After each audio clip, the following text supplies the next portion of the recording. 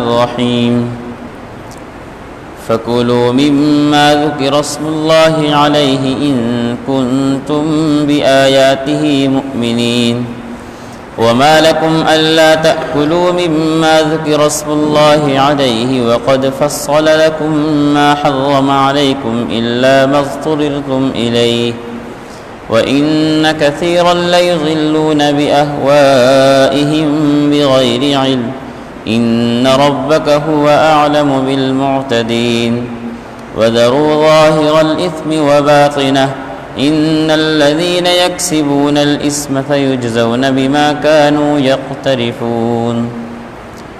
ترجمہ: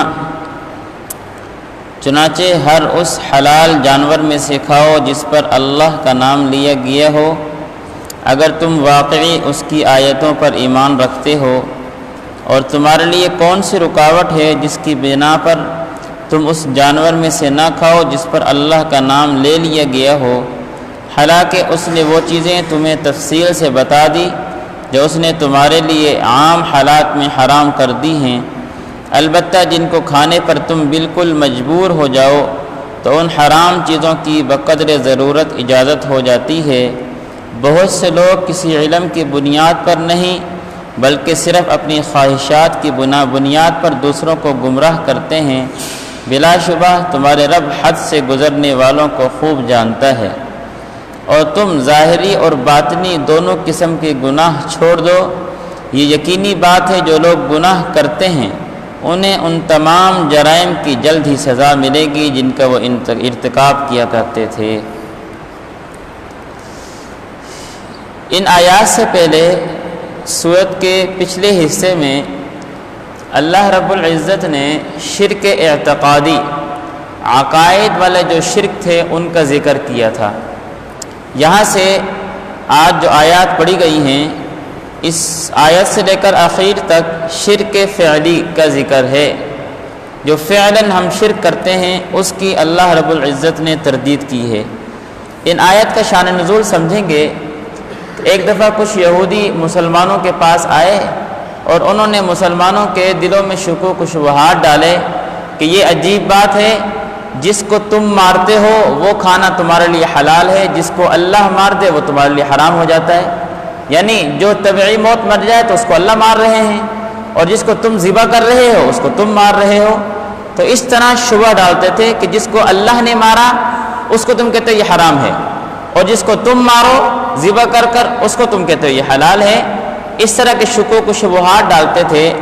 تو اللہ رب العزت نے اس وقت یہ آیت فَكُلُوا مِمَّا ذُكِرَ اسْمُ اللَّهِ سے لے کر وَإِنْ أَطَعْتُمْ إِنَّكُمْ لَمُشْرِكُونَ یہاں تک یہ قرآن مجید کی آیات نازل ہوئی۔ ان آیات میں کیا بیان کیا؟ ایک تو آسان سا جواب ہے کہ اللہ رب العزت نے تمہارے لیے جو حلال چیزیں تھیں ان کو بھی تفصیل سے بیان کر دیا، جو حرام چیزیں تھیں ان کو بھی تفصیل سے بیان کر دیا۔ دوسرا اس کا تحقیقی جواب یہ ہے، جانور کے حلال ہونے کے لیے ایک شرط ہے اور ایک معنی ہے۔ شرط کیا ہے؟ وہ جانور تمہارے لیے حلال ہے جس پر اللہ کا نام لیا گیا ہو۔ جس جانور کو آپ نے ذبح کیا اس پر اللہ کا نام لیا، بسم اللہ پڑھی ذبح کرتے ہوئے یہ جانور آپ کے لیے حلال ہے۔ اور معنی کیا ہے کہ اس جانور میں جو خون موجود ہے وہ خون نجس ہے، جب تک وہ نجاست اس کے جسم سے نہیں نکلے گی وہ جانور تمہارے لیے حلال نہیں ہو سکتا۔ اب جو جانور مر رہا ہے اپنی طبعی موت، اس جانور کے اوپر اللہ کا نام نہیں لیا گیا، وہ بغیر اس شرط کے جانور مر گیا۔ دوسرا اس جانور سے جو نجس خون تھا وہ بھی نہیں نکلا، اس لیے وہ حرام ہے۔ جس جانور کو آپ ذبح کر رہے ہو اس جانور میں شرط بھی پائی جا رہی ہے کہ آپ اللہ کا نام لے رہے ہیں، اور جو معنی موجود تھا اس گوشت کے کھانے کا، خون جو نجس تھا ذبح کرنے کی وجہ سے وہ بھی بہہ گیا، تو مانع بھی ختم ہو گیا، رکاوٹ بھی ختم ہو گئی اور شرط بھی پوری ہو گئی۔ یہ جانور کے حلال ہونے کے لیے ضروری ہے کہ معنی بھی ختم ہو، شرط بھی پائی جائے، جو رکاوٹ ہے وہ بھی ختم ہو، شرط بھی پائی جائے۔ تو جس جانور کو آپ نے ذبح کیا وہاں رکاوٹ بھی ختم اور شرط بھی پائی جا رہی، اس لیے یہ حلال ہے۔ جو اپنی طبعی موت مر گیا، اگرچہ اس کو بھی اللہ نے مارا، اس کو بھی اللہ ہی نے مارا ہے، لیکن چونکہ وہاں پر شرط نہیں ہے کہ اللہ کا نام نہیں لیا گیا، اور جو رکاوٹ تھی وہ بھی نہیں ختم ہوئی کہ جو نجس خون تھا جس کے جسم میں وہ بھی نہیں بہا، اس وجہ سے اس کا کھانا حلال نہیں ہے۔ یہ تفصیلاً اس کا یہاں پر جواب دیا گیا ہے۔ لیکن آسان سی اتنی سی بات سمجھیں گے کہ قرآن مجید کا، شریعت کا ایک اصول ہے کہ جانوروں میں سے ایک ذبح اختیاری ہوتا ہے، دوسرا ذبح اضطراری ہوتا ہے۔ ایک ہے اپنے اختیار سے ذبح کرنا، ایک ہے کہ ایک چیز کو آپ ذبح نہیں کر پا رہے اپنے اختیار سے، مجبوراً آپ کوئی ایسی چیز اختیار کرتے ہیں جو اس کے ذبح تک پہنچ جاتی ہے۔ مثال کے طور پر شکاری کتا ہے، اب وہاں پر ہم جانور کو خود ذبح نہیں کر پا رہے، دور ہے، تو کتے کو ہم نے شکاری اس کو سکھایا ہوا ہے، وہ معلم ہے۔ اس طرح باز ہوتا ہے، اس کے ذریعے ہم شکار کرتے ہیں، جس پرندے کو وہ شکار کر رہا ہے اس کو ہم نہیں ذبح کر پا رہے ہیں، لیکن ہم باز کے ذریعے اس کا شکار کر رہے ہیں۔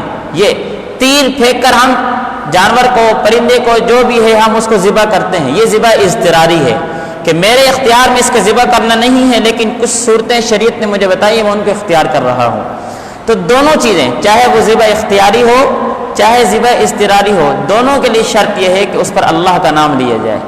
امام ابو حنیفہ رحمۃ اللہ علیہ ان کا مسلک یہ ہے اور اسی پر فتویٰ ہے کہ جس جانور کو آپ ذبح کر رہے ہیں، اگر بھول کر آپ نے اس پر بسم اللہ کا نام نہیں لیا، جان بوجھ کر نہیں، بھول گیا چھری پھیرتے ہوئے، تو اس وقت بھی یہ جانور آپ کے لیے حلال ہو جائے گا، اس لیے کہ نسیان اس امت سے معاف ہے، بھول اس امت سے اللہ نے معاف فرمایا ہے۔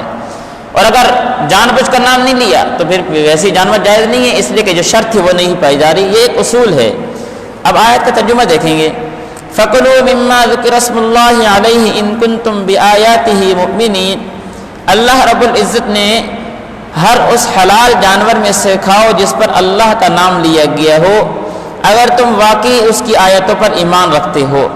آسان سی بات کہ جس جانور کو آپ نے ذبح کیا ہے اس پر تم نے اللہ کا نام لے لیا، شرط پائی جا رہی ہے، کھا سکتے ہو۔ وَمَا لَكُمْ أَلَّا تَأْكُلُوا مِمَّا ذُكِرَ اسْمُ اللَّهِ عَلَيْهِ وَقَدْ فَصَّلَ لَكُمْ مَا حَرَّمَ عَلَيْكُمْ۔ وہ جو یہودی نے شبہ ڈالا تھا اس کا آسان سے جواب پہلا، وَمَا لَكُمْ أَلَّا تَأْكُلُوا مِمَّا لَمْ يُذْكَرِ اسْمُ اللَّهِ۔ اللہ نے فرمایا تمہارے لیے کون سی رکاوٹ ہے جس کی بنا پر تم اس جانور سے میں نہیں کھاتے جس پر اللہ کا نام لیا گیا ہے؟ حالانکہ جب اللہ نے یہ بتا دیا کہ اس پر اللہ کا نام لے لیا، اب اس کا کھانا حلال ہے، پھر تم کیوں نہیں کھا رہے؟ کیا مسئلہ ہے؟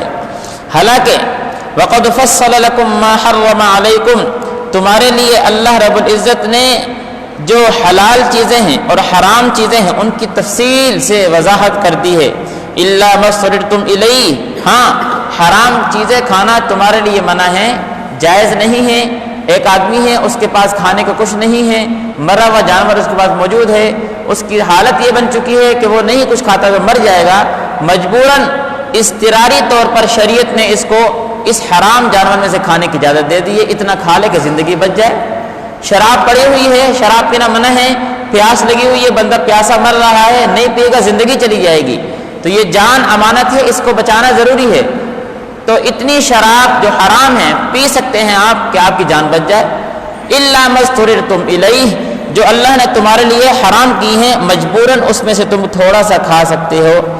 وَإِنَّ كَثِيرًا لَيُضِلُّونَ بِأَهْوَائِهِمْ بِغَيْرِ عِلْمٍ، اللہ نے فرمایا یہ جو لوگ یہ بات آ کر کرتے ہیں کہ اللہ کا مارا ہوا تم کہتے ہو حرام ہے، اپنا مارا ہوا تم کہتے ہو حلال ہے، اس کا جواب دیا، فرمایا بہت سے لوگ علم کی بنیاد پر نہیں بلکہ صرف اپنی خواہشات کی بنیاد پر دوسروں کو گمراہ کرتے ہیں۔ اللہ نے فرمایا بلا شبہ تمہارا رب حد سے گزرنے والوں کو خوب جانتا ہے۔ اللہ سمجھنے کی توفیق نصیب فرمائے۔